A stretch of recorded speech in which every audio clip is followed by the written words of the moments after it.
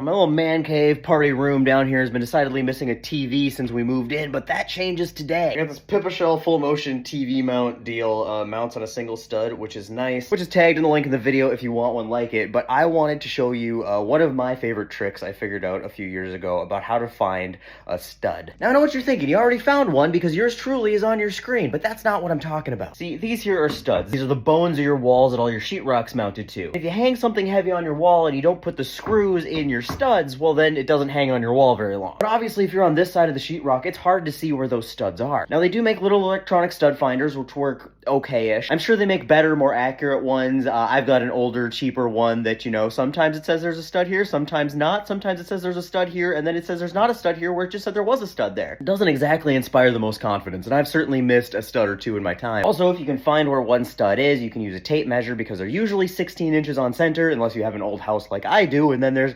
whatever measurements they felt like using at the time. But that's not a surefire way either, even if you know they're 16 inches on center, because wherever your wall ends doesn't necessarily mean that that's going to be 16 inches from your next stud, because they might have had to make that last one closer together to get the wall length right. So my favorite way to do it is with these powerful ass little magnets. I think they're neodymium or something like that. Now your sheetrock is going to be held on by nails or screws, so you can scroll these along the wall back and forth until you find one. And that's where your stud is. No false readings, no hoping you measured correctly. It marks it for you without actually having to leave marks on your wall, and then you can hang whatever you need to hang in a snap.